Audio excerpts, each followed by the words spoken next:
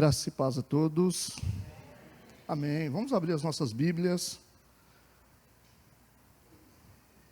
Primeiro livro de Crônicas, capítulo 4, versos 9 e 10. O tema da nossa mensagem hoje é o que fazer quando a vida diz não. O que fazer quando a vida diz não? Amém? Assim diz a palavra de Deus. E foi Jabes mais ilustre do que seus irmãos, e sua mãe deu-lhe o nome de Jabes, dizendo: porquanto com dores o dei à luz. Porque Jabes invocou o Deus de Israel, dizendo: se me abençoares muitíssimo, e meus termos ampliares, e a tua mão for comigo, e fizeres que do mal não seja afligido. E Deus lhe concedeu o que lhe tinha pedido. Amém. Vamos orar. Pai, nós queremos te agradecer, nós queremos te louvar, porque estamos aqui na tua presença hoje. Queremos colocar a nossa vida nas tuas mãos e pedimos que teu Espírito Santo venha nos conduzir, para que possamos entender esse propósito. Nós queremos repreender todo o mal, tudo que não provém do Senhor, nós rejeitamos em nome de Jesus. Prepara a nossa alma, o nosso espírito, para que possamos crescer um pouco mais a partir da tua palavra. Nós entregamos tudo nas tuas mãos, em o nome de Jesus. Amém e amém. Pode sentar no seu lugar.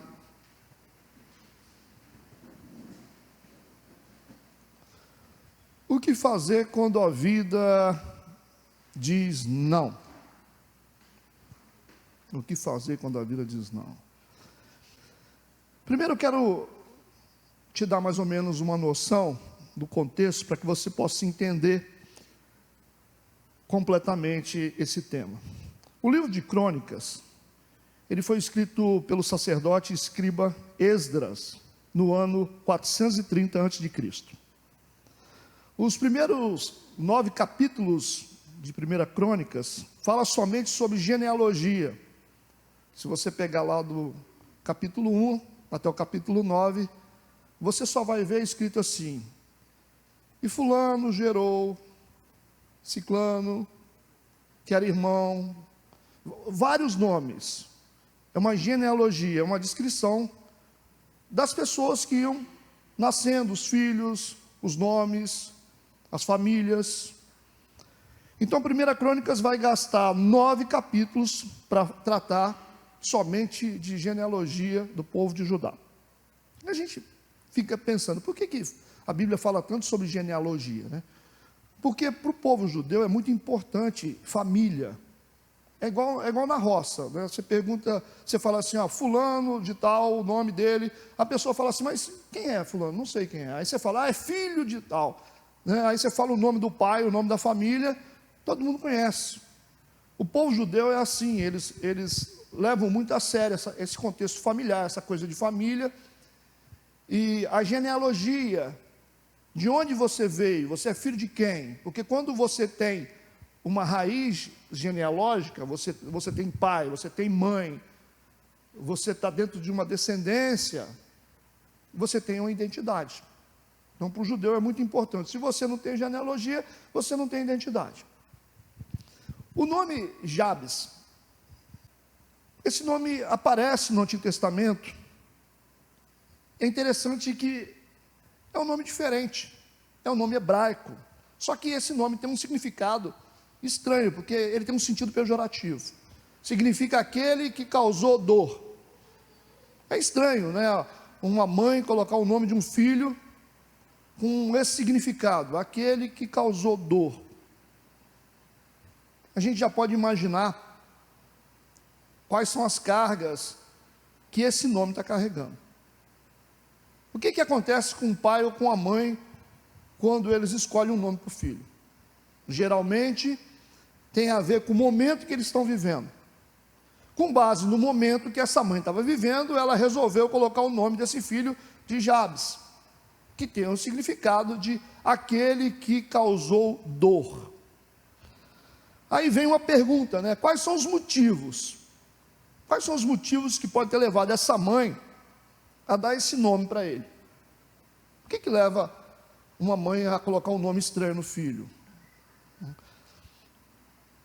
Dá a impressão aqui que ela está rotulando esse filho de acordo com o problema que ela estava vivendo. Seria, de repente, um parto complicado, em função de algum problema orgânico. De repente ela teve um parto complicado, e por causa desse parto complicado, ela colocou o nome desse filho. Ou talvez uma gravidez indesejada, por causa de uma desilusão com o parceiro. Que uma mulher, quando ela está gerando um filho de um homem, se ela está desiludida com o homem, isso pode gerar realmente um momento de tristeza para ela.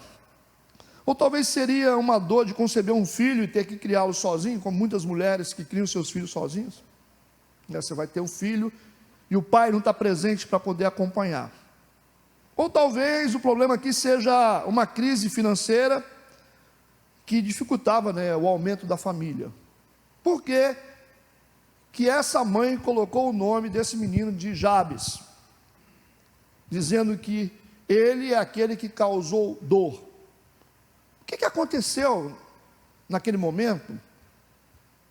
A gente começa a perceber que não é uma dor física que ela sentiu, é uma dor emocional. Ela colocou o nome nesse menino com base numa dor emocional. Dar o nome com sentido negativo, pejorativo, é como se você estivesse imprimindo no seu filho uma dor que você está sentindo.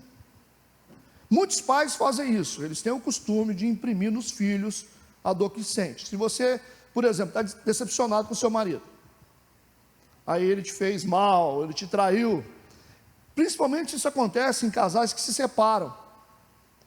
Às vezes a mulher está com raiva do ex-marido, e ela faz com que os filhos também sintam raiva.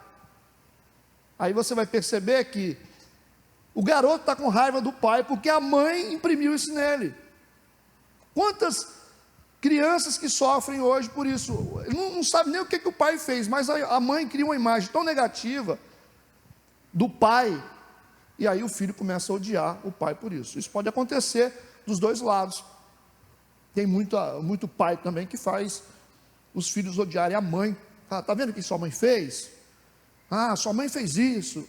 Coisa ridícula é você ficar fazendo isso, jogando os filhos contra a esposa ou contra o marido. Acontece até com vocês, muitas vezes, sem perceber, vocês fazem isso. Vocês estão chateados com alguma coisa, porque o marido fez uma coisa que você não gostou, aí você vai chegar para sua filha e vai dizer assim: seu pai também, né?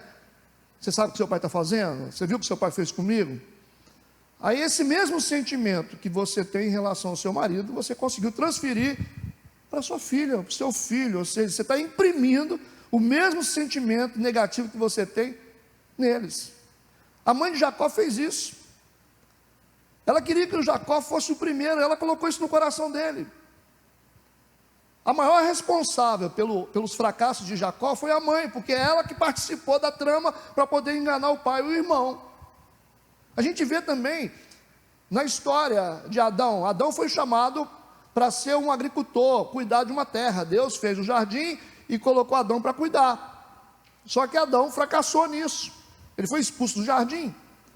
E você vai perceber o Caim fazendo a mesma coisa. Ele começa a ser um produtor, um cara que cuida da terra do mesmo jeito. Ele tem uma índole diferente. Ele é um cara diferente de Abel. Você percebe que quando você começa a tentar colocar no coração dos filhos aquilo que você está sentindo de ruim, você está provocando um trauma no seu filho. Querendo ou não, você está provocando um trauma. E nós temos que tomar cuidado com isso. Nós que estamos dentro da igreja, mesmo que o pai não é legal, o pai talvez foi embora, o pai abandonou. É muito importante para uma mulher não manchar a imagem do pai para os filhos, porque eles precisam dessa referência de paternidade. Por mais ruim que a mãe seja, o pai não pode denegrir a imagem da mãe com o filho. Se tiver que discutir alguma coisa, se você estiver insatisfeito com alguma coisa, você vai lá, fecha a porta do quarto, vai lá discutir com ele, longe dos filhos. Porque é uma covardia você tentar fazer seu filho sentir a coisa ruim que você está sentindo. Isso acontece. Dá a impressão aqui que essa mãe está fazendo isso, ela está colocando o nome nessa criança de Jabes com sentido negativo, porque tem a ver com a dor que ela estava sentindo naquele momento. Imprimir essa experiência negativa nos nossos filhos é a mesma coisa que você, se você estivesse imprimindo um trauma na pessoa. Você passa a odiar, igual amigos, né? Às vezes você está com raiva de uma pessoa, aí você chega para o outro e fala assim, fulano me fez mal. Aí a pessoa fica com raiva também, ela não sabe nem o que aconteceu. Aí você está com raiva da outra pessoa, porque a outra pessoa magoou o seu amigo, você nem estava no lugar, você nem sabe da história direito, só que você foi solidário e você ficou com raiva também. Isso acontece dentro de igreja. Gente que começa a ficar com raiva uma da outra, sem saber o que aconteceu. Nem sabe o que aconteceu. A pessoa contou uma fofoca, aí você fala, é mesmo, fez isso com você? Nossa, ele é muito mal, né? Você nem procurou saber. O importante é que você foi solidário a quem conversou com você primeiro. É uma falha que a gente tem. Ficar transferindo os nossos sentimentos ruins para as pessoas, ficar comunicando dor para as pessoas, para que as pessoas sintam a mesma coisa que a gente sente. Essa mãe deu esse nome, com esse sentido negativo, para um filho. Isso tem um significado: transferir a experiência da dor, comunicar um trauma para o filho. Vocês estão entendendo o que eu estou falando? Da mesma maneira que uma criança pequena não consegue escolher o nome dela, não consegue, ela não pode escolher o nome. Tem um monte de gente com nome feio aí, você fala, Deus me livre, pastor, tem um nome tão feio, porque na sua inocência você não tinha poder para escolher seu nome, aí colocaram um nome horrível em você, e você cresceu com esse nome horrível, aí você arranjou um apelido, porque você tem raiva do seu nome. Você não escolheu o seu nome, você não tinha poder para escolher o seu nome, por causa da sua inocência. Da mesma maneira, você também não escolhe os seus traumas. Quando alguém quer te traumatizar, quando alguém quer destruir você, quando você está na inocência, você não tem como se livrar disso. Quantas crianças que cresceram hoje são adultos doentes emocionais? Quanta gente que tem depressão, angústia, gente que vive triste o tempo todo, por quê? Porque sofreu um trauma na infância, era pequenininha, aconteceu alguma coisa, estava dentro daquele ambiente pesado de briga, né? O pai e a mãe brigando, se xingando, e essa criança estava vendo aquela confusão toda. Falta um pouco de inteligência nos pais, né? Fica provocando briga, brigando na frente dos filhos, eles estão enxergando aquilo, e eles vão dizer assim, eu não quero casar nunca na minha vida, porque a imagem de casamento que a criança tem é a imagem dos pais. Tem que tomar muito cuidado com isso. Ficar xingando, discutindo, falando de coisas que não pode, perto de criança, e essas crianças começam a crescer com trauma, começam a ficar com raiva de pessoas, de coisas, de igreja. Tem criança que tem raiva de igreja. A criança nunca vem na igreja. Eu conheço um monte de jovem que não gosta de igreja, não é por causa de Deus, porque Deus só faz o bem, por causa dos pais. Eles não gostam de igreja. Aí você fala, por que você não gosta de igreja? Não gosto de igreja porque o meu pai e minha mãe só ficam reclamando, só fica brigando na igreja, só fica brigando com o pastor, como é que eu vou gostar daquele pastor? Aí você sabe quando a criança, os pais falam mal de você, quando a criança não vem perto de você. Faz o teste. Quando a criança começa a te evitar, é porque os pais criaram uma imagem negativa sua. Pode fazer esse teste. O dia que você vê que a criança começa a te olhar de maneira diferente, que a criança não vai mentir para você com os sentimentos dela. Ela olha com a cara feia para você assim, corre de você. É bem possível que os pais fizeram a sua cama. Talvez seu nome está lá na casa deles. Aí você fala assim, puxa vida. E às vezes a criança fala, né? Papai não gosta de você. Aí você fala, não falei isso, falou, lógico que você falou. Isso pode acontecer. Eu acho que isso é uma covardia, a gente tentar trazer as pessoas, as crianças, para esses sentimentos mesquinhos que a gente tem em relação às pessoas. Então, você pode imprimir isso numa criança. Você está obrigando a criança a carregar a sua bagagem, e não é a função dela carregar a sua bagagem. O que a gente vê sempre é mães tristes e filhos ficando tristes também.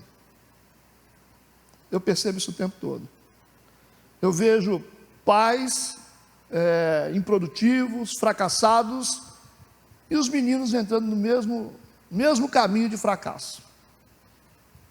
Pais alcoólatras e os filhos com a mesma tendência de alcoolismo, de divórcio, de briga, de violência.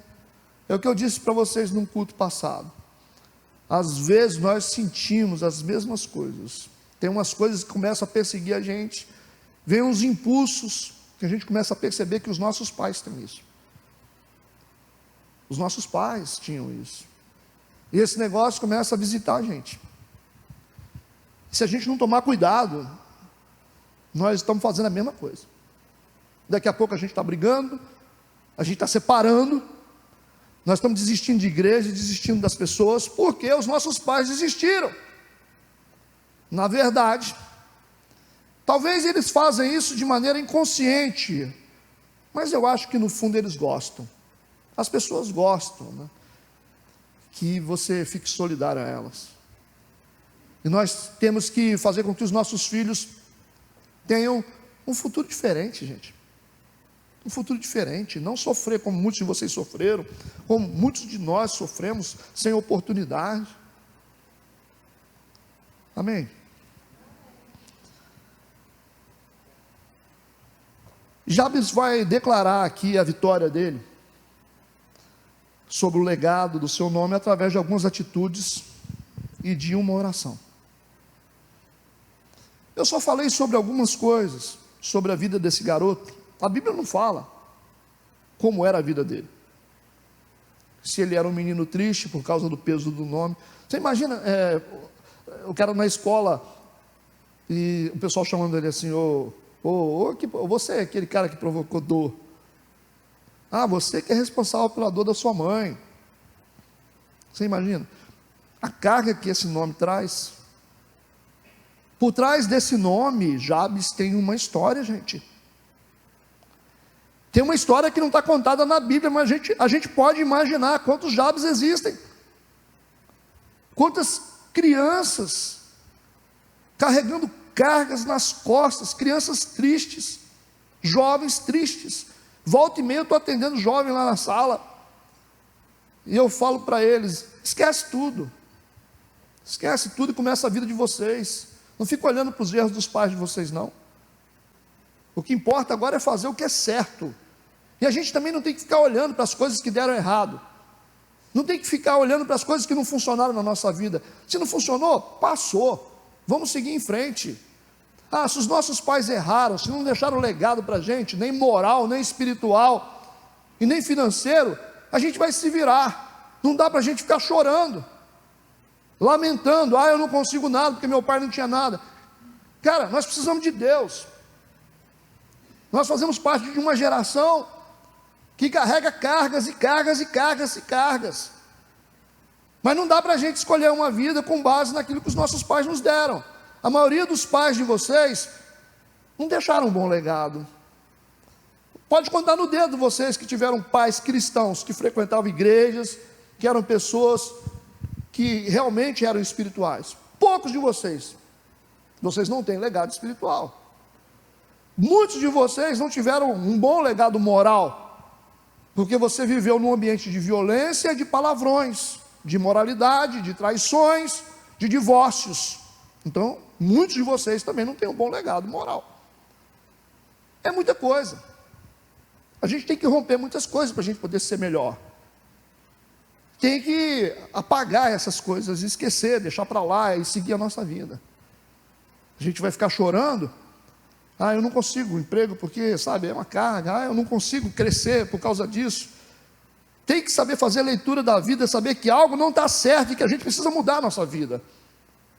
Hoje nós vemos esse desafio dentro da igreja, pessoas com sérios problemas emocionais dentro das igrejas, homens e mulheres fracassados dentro de igreja, gente que não rompe, gente que não sabe ganhar dinheiro, gente que não cresce, porque estão agarrados em traumas emocionais que foram provocados pelos pais. A gente gasta a maior parte do nosso tempo como pastores, tentando ensinar para os membros da igreja aquilo que os pais não ensinaram. Você vai lá para a escolinha lá, você vê as crianças, quanto problema, crianças que não respeitam, crianças que são egoístas, preconceituosas. Onde é que essas crianças aprenderam isso? Dentro de casa. Elas estão dando sinais, elas não aprenderam a ter uma vida moral, elas não foram ensinadas, porque os pais estão ocupados, não estão gastando tempo com as crianças, e aí fica a igreja tentando apagar incêndio de coisas que você deveria ter feito.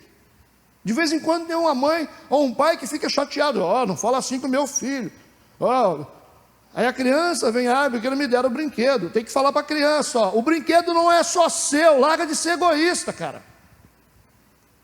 Enquanto você está dentro da igreja está tudo bem, mas quando você for lá para fora, você vai tomar na cabeça, se você continuar sendo egoísta.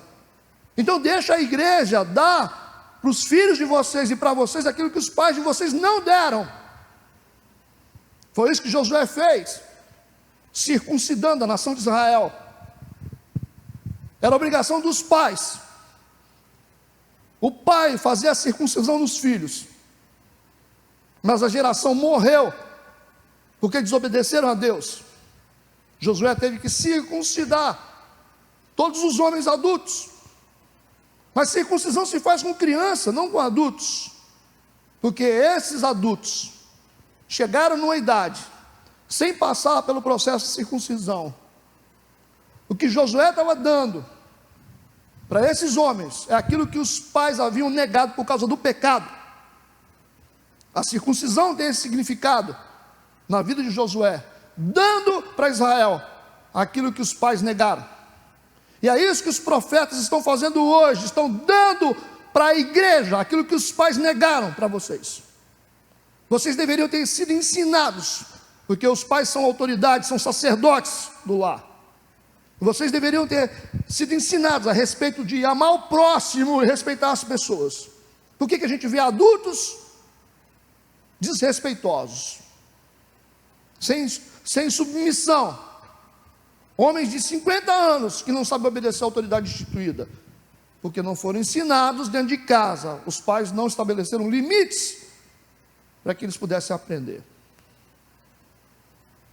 Vocês estão entendendo? Jabes é esse exemplo de cada um de nós. De cada um de nós que carregamos algum tipo de deficiência espiritual ou moral. Sempre tem uma coisinha dentro de nós que não funciona. Eu fico olhando assim, a minha geração também passou cada coisa. Nós somos criados de qualquer jeito, cara, a verdade é essa. Não sei como é que a nossa geração sobreviveu, porque nós somos criados na rua. Os pais tinham que trabalhar, criado na rua o dia inteiro. De manhã ia para a rua, voltava em casa para almoçar, voltava para a rua de novo, depois ficava na rua até 9 horas da noite. Assim, mas nós sobrevivemos. A gente está reconstruindo a nossa vida. Eu comecei a amadurecer depois dos 30 anos. Pensa num negócio desse. Hoje vocês ainda têm oportunidade de ter instrução, vocês têm mentores hoje, vocês têm escola bíblica, vocês têm cultos. Jovens de 15 anos, senão vai ficar igual nós, né? Vai começar a aprender alguma coisa, a crescer, a amadurecer depois dos 30, 40 anos, porque vai tomando pancada, né? Eu fico feliz quando eu vejo jovens de 15, 16 anos que começam a ter maturidade espiritual. Cara, esses meninos vão ter uma vida abençoada. Jabes vai declarar a vitória dele sobre o legado do nome dele. Esse menino tinha tudo para dar errado. ele vai declarar a vitória dele através de algumas atitudes muito interessantes. E também através de uma oração. A primeira coisa que Jabes vai fazer, eu queria que você prestasse atenção. Você que sente que você tem alguma coisinha do Jabes na sua vida, alguma coisa no seu passado que não deu certo, algum cenário que te machucou, alguma doença emocional que você tem, algum abuso, alguma violência que você sofreu, entenda. Primeira coisa que ele fez. 1 Crônicas, capítulo 4, versículo 9, parte A. Diz assim: e foi Jabes mais ilustre do que os seus irmãos. Olha, puxa vida, ele foi mais ilustre, ele foi mais honroso do que os seus irmãos. Jabes, ele fez o que os outros não fizeram.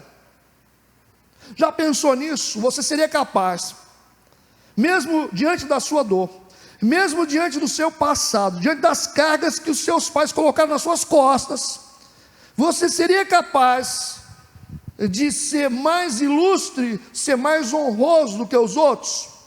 Você seria capaz de fazer aquilo que as pessoas não fazem? Quando você fizer aquilo que os outros não fazem, você vai chegar onde ninguém chega. É isso que você precisa entender. Essa é a matemática da vida. Se eu quero chegar onde ninguém chega, eu tenho que fazer o que ninguém faz. Isso resolve um monte de coisa.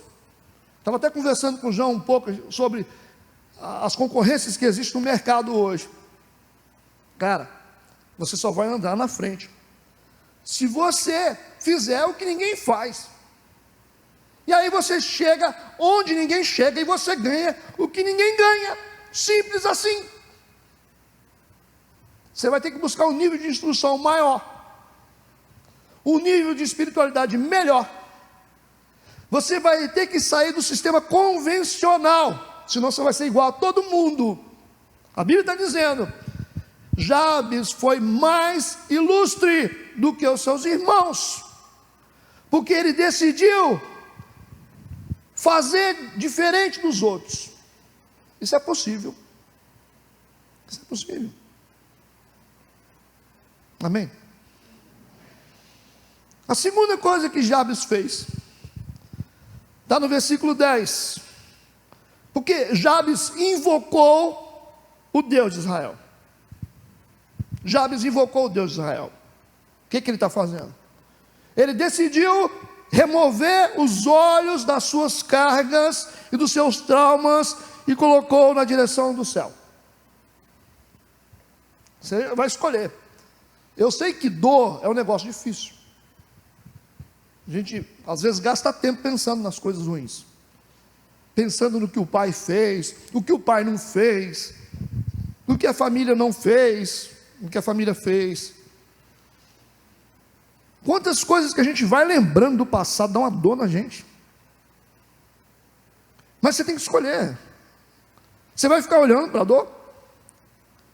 Você vai ficar focando nas coisas ruins que você viveu? Nas coisas ruins que fizeram com você? É para isso que você vai ficar? Olhando? Vai ficar olhando? Você vai olhar para onde? Porque se você começar a olhar para a sua dor, essas cargas começam a te sufocar. Percebe? Você fica lembrando: puxa vida, me traíram, hein? Puxa. O cara fica assim: rapaz, tem 15 anos que aconteceu. 15 anos. Quando eu lembro de uma dor no meu coração, rapaz, fica remoendo aquele negócio. Isso é ressentimento, é você sentir de novo. Rapaz, você não sabe o que o papai me fez. O papai está morto há 50 anos já.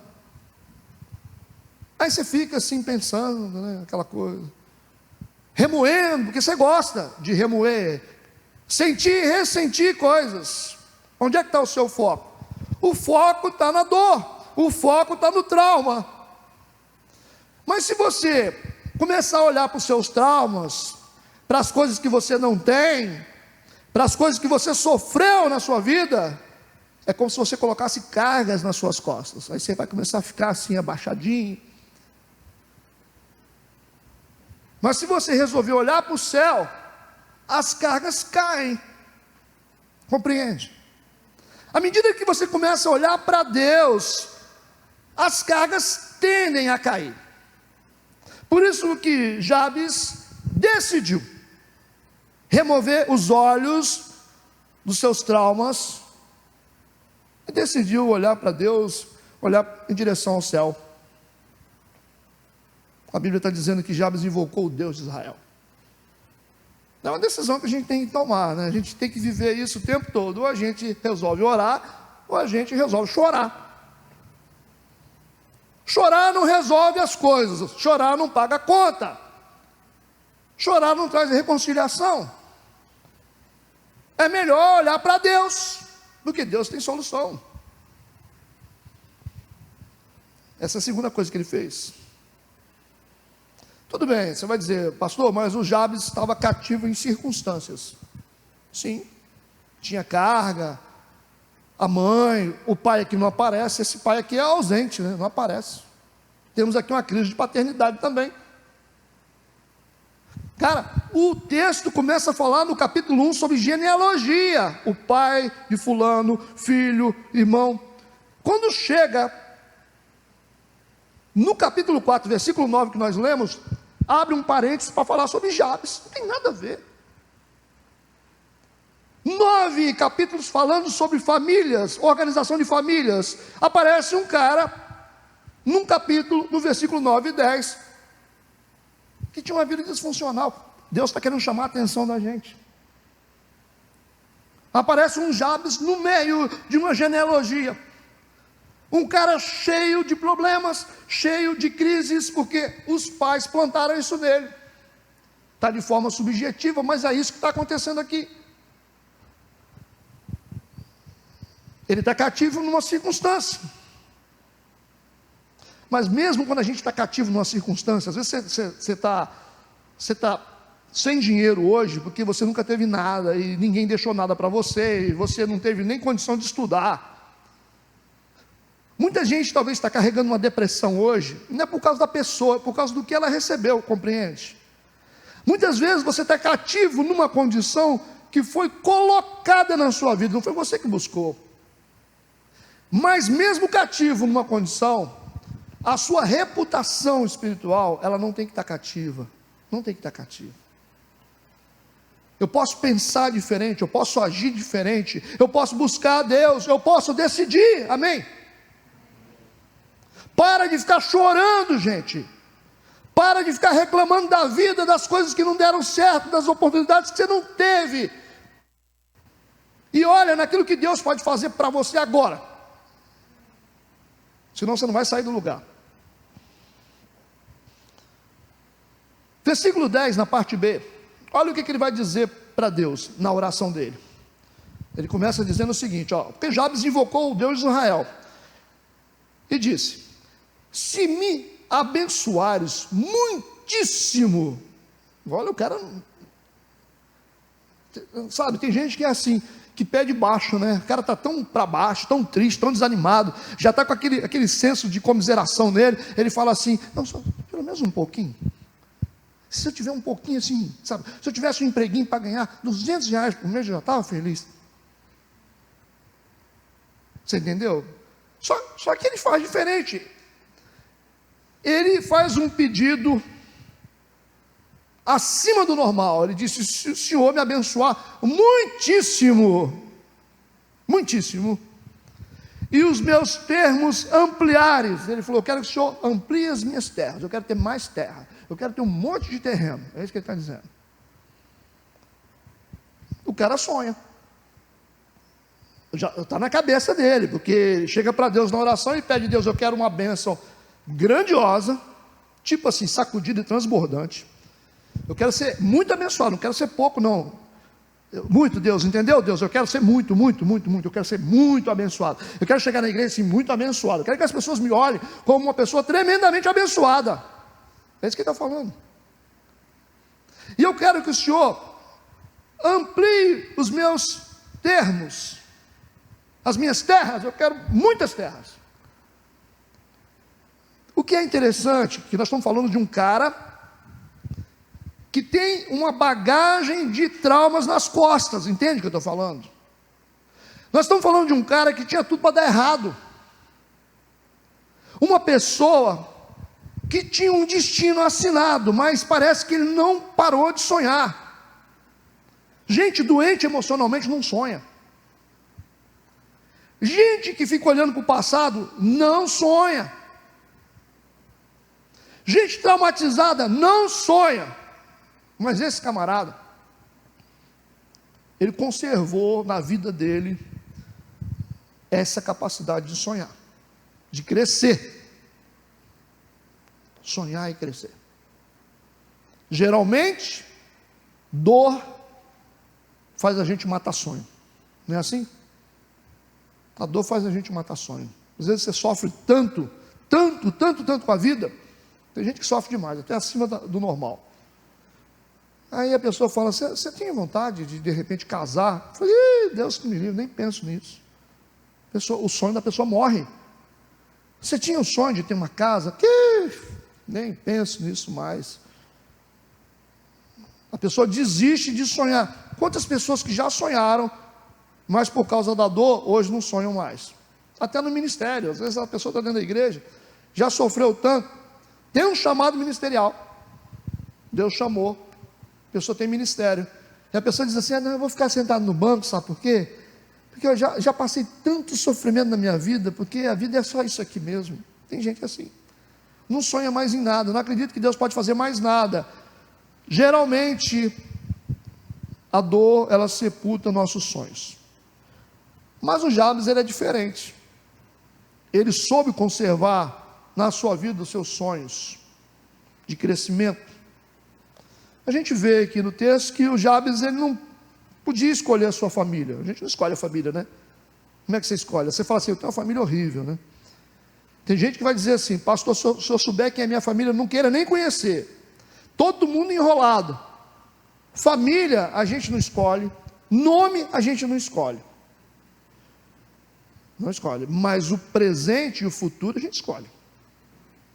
A gente escolhe. Eu posso escolher com quem que eu vou andar hoje. Eu posso escolher o lugar que eu vou. Eu posso escolher a igreja que eu vou frequentar. Eu posso escolher. Ninguém vai escolher para mim, não. Talvez você foi uma pessoa que foi vítima da escolha dos outros a vida toda. Talvez a dor que você sente hoje é porque você foi vítima da escolha dos outros. As pessoas escolheram o seu nome, escolheram as roupas que você tinha que vestir. Você nunca fez o que você queria. Tem mulher casada hoje que tem que viver, está vivendo, não deveria, vivendo sonhos de marido. Só faz o que o marido quer. É isso, né? As pessoas vivem escolhendo para a gente, né? Decidindo a nossa vida. Escolhendo o que a gente vai comer, que a gente vai... É assim, as pessoas vivem assim. O Jabes, ele não pode escolher a família dele. Como você também não pôde. Ele não pode escolher o nome dele. Mas ele decidiu escolher o momento presente dele e o futuro dele. Eu sei o que eu vou fazer hoje, o que vai acontecer amanhã, porque eu vou lutar por isso. É isso que você tem que fazer. Você tem que escolher. Você tem que tomar decisões agora, hoje, para definir o seu futuro. Já que roubaram o passado, vamos aproveitar agora. É agora. A gente vai decidir, a gente vai crescer, nós vamos ser pessoas melhores. Porque nós escolhemos fazer isso. Jabes, ele pede uma bênção além do normal. Por que ele pede uma bênção além do normal? É legal isso. Porque quando as pessoas olharem para o nome dele tem um sentido pejorativo. E olhar para a bênção dele acima da média, vão dizer, é Deus que está nesse negócio. Não é assim? Você que foi uma pessoa que talvez teve tudo para dar errado. Tudo para ser infeliz, tudo para ser depressivo. Não tem gente que tem tudo para ser depressivo, mas não é? Tem gente que é guerreiro. Tem tudo para ser depressivo, mas não é. Eu já vi gente que foi abusada sexualmente pelo próprio pai. Tinha tudo para ser depressivo, mas não é. Não é, gente. Que legal. Não é. Jabes pede uma bênção além do normal. Quando as pessoas olharem para o nome Jabes e olhar para as bênçãos que ele conquistou, as pessoas vão saber, é Deus que fez isso. Só Deus pode fazer isso com a pessoa. Na essência, ele está dizendo a Deus que quer uma vida melhor do que a vida dos pais. Ele quer uma vida melhor do que a vida dos pais. Você precisa querer uma vida melhor do que a vida dos seus pais. Elias disse para Deus, na depressão, eu não sou melhor que os meus pais. Poxa vida. Deus tinha dado uma oportunidade para Elias, como Deus faz com todos, para que tenhamos uma vida melhor do que os nossos pais. Se a vida dos nossos pais foi uma vida boa, que a nossa seja melhor, em todos os níveis. Mas Elias, na depressão, fugindo para o deserto, ele disse para Deus, eu não sou melhor que os meus pais. Cara, esse é um nível terrível de angústia, quando você resolve desistir dessa oportunidade de ser melhor que os seus pais. Você precisa ser melhor que eles. Talvez você vai dizer assim, pastor, mas meus pais, eles são uma bênção. Sim, é só você ser melhor que eles. Você ser mais abençoado que eles. Ele está dizendo isso. Eu não quero a vida que os meus pais tiveram. Eu quero uma vida melhor. A oração de Jabes, na verdade, é uma quebra de maldição geracional. É isso que ele está fazendo. Ele quer uma vida oposta ao nome dele. Ele quer diferente. Você tem que querer diferente. Tem que querer diferente. Eu quero viver uma vida melhor que os meus pais. E eu quero que os meus filhos tenham uma vida melhor que a minha. Mas não adianta eu querer, eles também têm que querer. Eles têm que querer. Essa é uma decisão pessoal. Deus não vai interferir nisso, Deus só vai ajudar quem quer. Eu estou tentando, o tempo todo, ter uma vida melhor que os meus pais tiveram. Ter uma vida espiritual melhor do que eles tiveram. Ter uma vida familiar melhor do que eles tiveram. E eu quero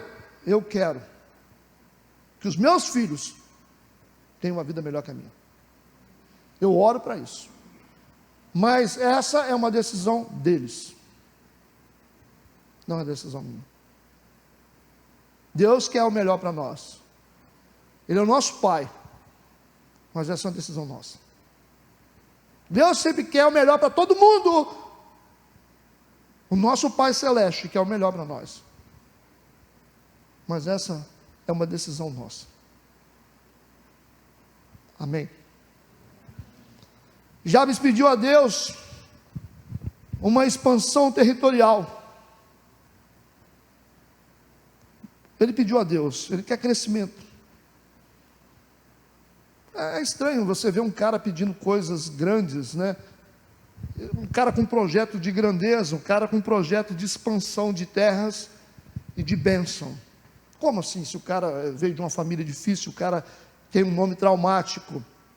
Olha, eu nunca vi na minha vida um herói que não tivesse cicatriz. Eu nunca vi. Eu nunca vi um cara bem sucedido, nunca vi um cara que fez sucesso na vida, honestamente, que não tivesse cicatriz. Eu acho que nunca vai existir. Por quê, pastor? Porque a cicatriz é uma válvula propulsora para o sucesso, sabia? É assim. A gente tem que olhar para as coisas que aconteceram com a gente no passado e olhar isso como algo para nos impelir, para crescer, não para ficar para baixo. Sim, já que não me deram oportunidade, já que você foi perseguido, já que você foi ferido, já que você foi abusado moralmente, dá uma resposta para o mundo. Dá uma resposta para todo mundo do que Deus pode fazer com a sua vida. Faz sucesso. Ok? Você imagina transformar esse caos numa bênção? Isso tem que potencializar você para ser uma pessoa diferente. É isso que ele está fazendo. Ele olha para Deus, não olha para o trauma, e ele pede uma bênção acima do normal, e pede uma expansão de terras para Deus. Ampliar aqui esses termos significa pedir a Deus mais territórios, é terra mesmo. Isso significa mais trabalho também, sabia? Porque naquela época a gente não tinha a tecnologia agrícola que tem hoje, não tinha essas coisas. Quando o cara pedia mais terra, ele pedia mais trabalho. E quando você tem mais trabalho com as coisas que Deus te dá, você não tem agenda para gente medíocre, compreende? Por isso que quando Deus te dá, se ocupa naquilo que Deus te dá. Essa ampliação de terra significa trabalho. Trabalhe. Pegue as coisas que Deus te deu e trabalhe. Quando Ele te der, peça mais e trabalhe. Aí a sua agenda fica fechada para as coisas de Deus. Você não tem tempo para perder com coisas erradas, com conversa fiada, com gente que não serve. É isso que a gente tem que fazer. E o crescimento envolve isso. Fazer escolhas certas. Com quem você anda, qual é o lugar que você vai, quem é que você vai ouvir. Isso. Na parte C do versículo 10, ele disse: e a tua mão for comigo. Qual é o significado disso para o povo judeu? A tua mão for comigo. Jabes apela pela mão de Deus. Agora, é essa cena que você vai imaginar. Imagina um pai segurando a mão do filho, andando na rua. Ok? Quando você segura a mão da sua filha, ou do seu filho, tem aquele momento que dá uma tropeçada, você puxa ele para cima? Não tem isso. Não é assim que as crianças fazem? Elas andam assim de qualquer jeito, porque criança é assim, nós somos como crianças. A gente anda, de vez em quando a gente escorrega, a gente tropeça. E o pai tem que dar uma puxada para cima. Essa imagem que Jabes está criando tem a ver com paternidade. Quando ele pede a mão de Deus, ele está definindo, estabelecendo para a vida dele uma nova paternidade. Ele está pedindo a Deus aquilo que o pai dele não deu para ele. Ele está preenchendo a lacuna do vazio paterno dele com a presença de Deus. Se o meu pai não me deu, Deus me dará. Se o meu pai não me protegeu, Deus me protegerá. Se o meu pai não me amou, Deus me amará. A paternidade é a coisa mais importante na vida do ser humano. Todo ser humano precisa de paternidade. Quando os nossos pais falham com a gente perde a paternidade e você fica vulnerável espiritualmente. E você precisa estabelecer essa conexão de paternidade com o seu Pai Celestial.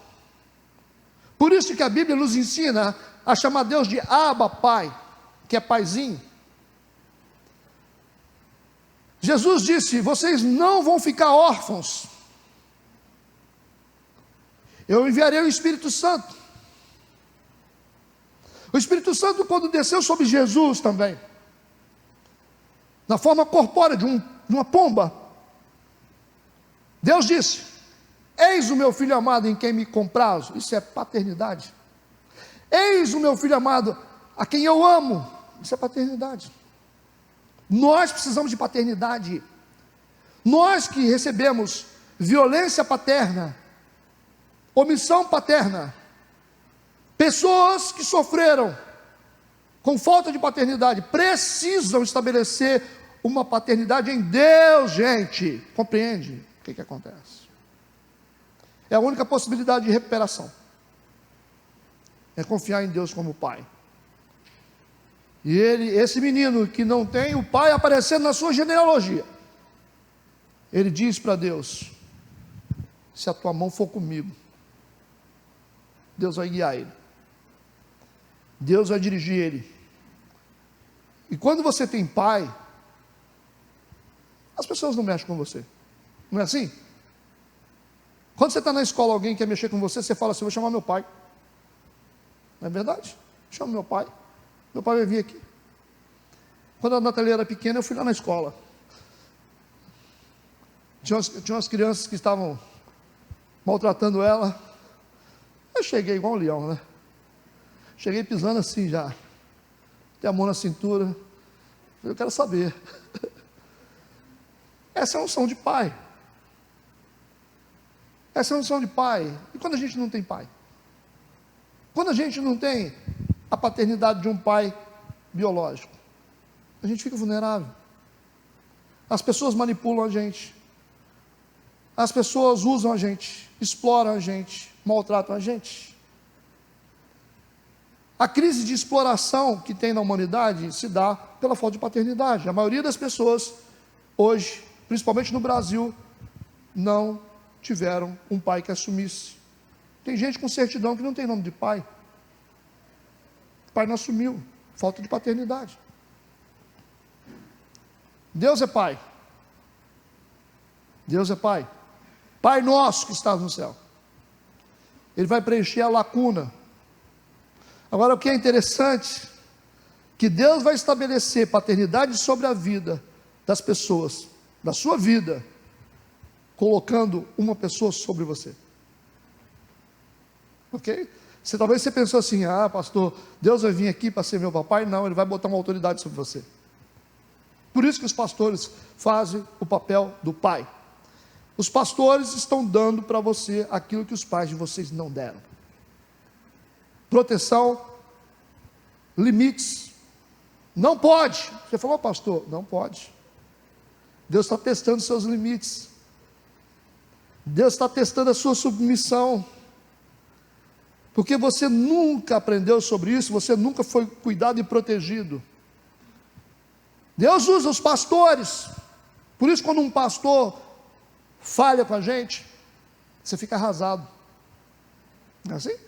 Você dá a vida pelo pastor, você ama o seu pastor, aí o pastor falha com você, você fica arrasado, porque quebrou a paternidade.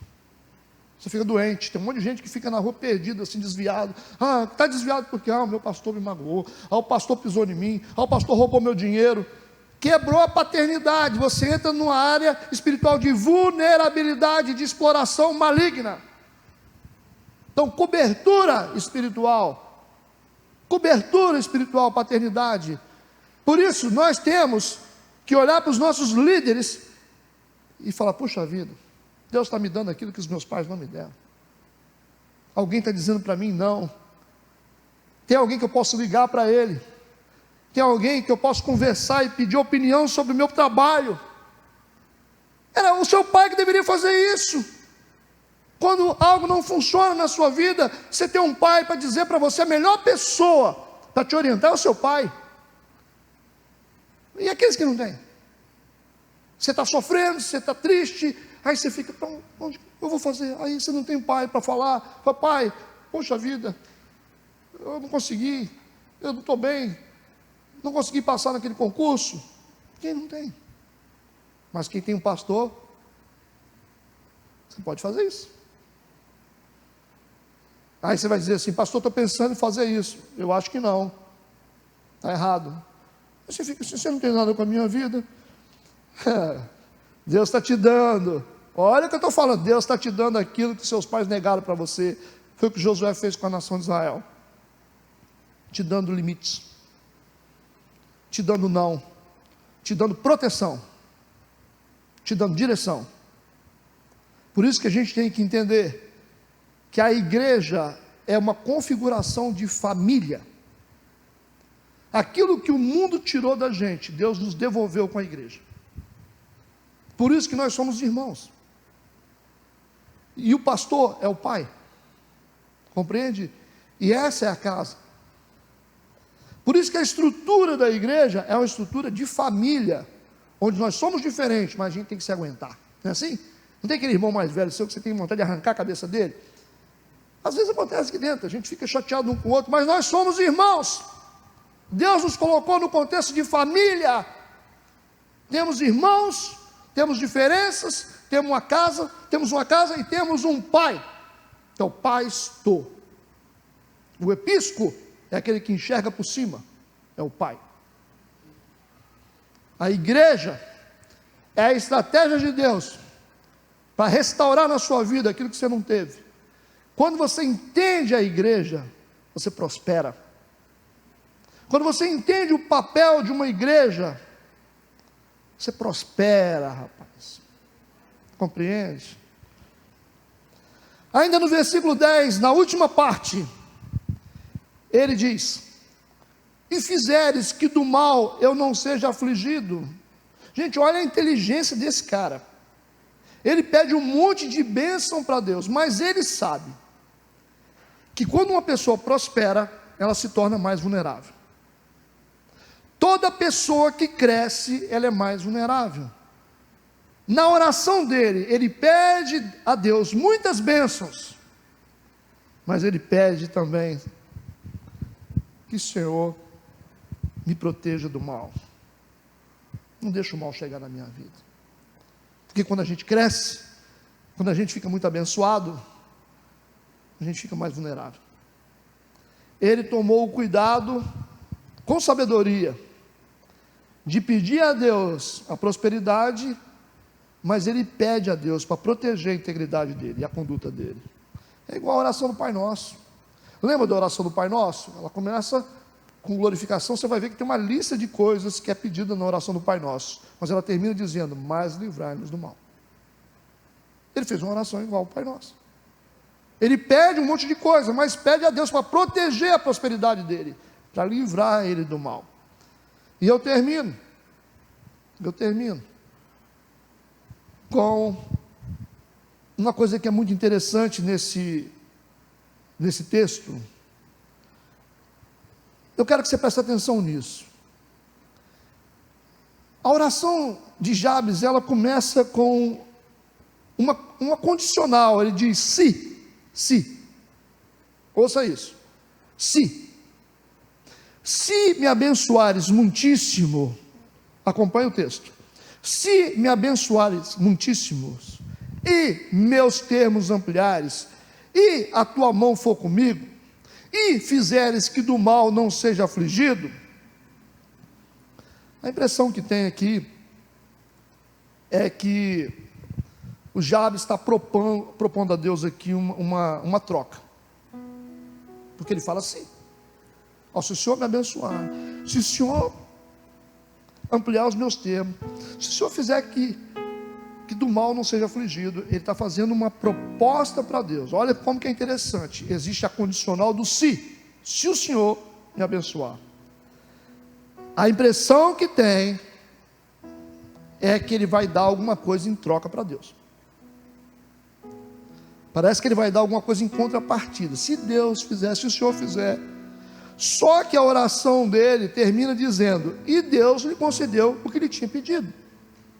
Não aparece o que ele está dando em contrapartida, o que ele está dando em troca, não está aparecendo aqui.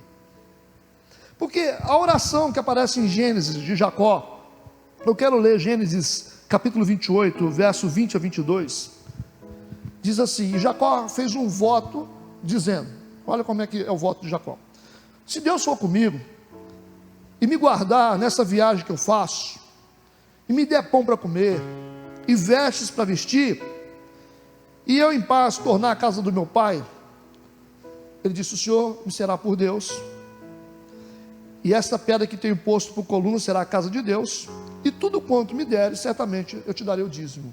O Jacó faz uma oração, faz uma barganha com Deus, mas o Jabes parece que não. Ele não dá nada em troca. A oração dele é diferente. Se me abençoares muitíssimo, e meus termos ampliares, e a tua mão for comigo, e fizeres que do mal não seja afligido, aí você espera alguma coisa que ele vai falar. Aí o texto diz: e Deus lhe concedeu o que lhe tinha pedido. Eu aprendo com Jabes aqui que o Jabes ele não fez barganha com Deus como muitos crentes fazem, né? Ah, Deus, se o Senhor me abençoar, eu te dou isso. Se o Senhor me abençoar, eu vou vir na igreja. Ele não faz esse tipo de barganha. O que ele fez é ter uma vida certa.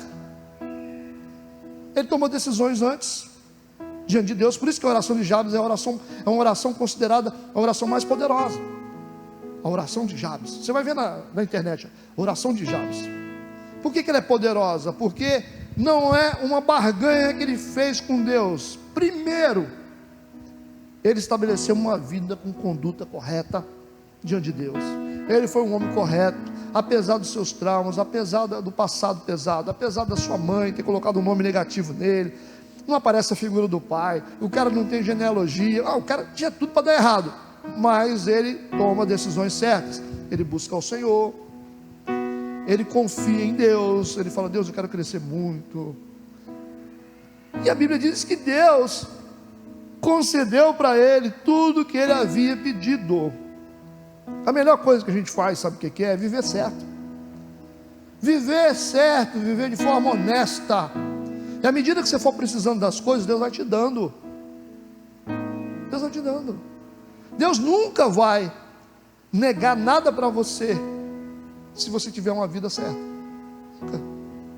Às vezes você fica assim: não, Deus, ó, se o senhor curar o meu filho, se eu curar a minha avó, eu vou na igreja 5 vezes.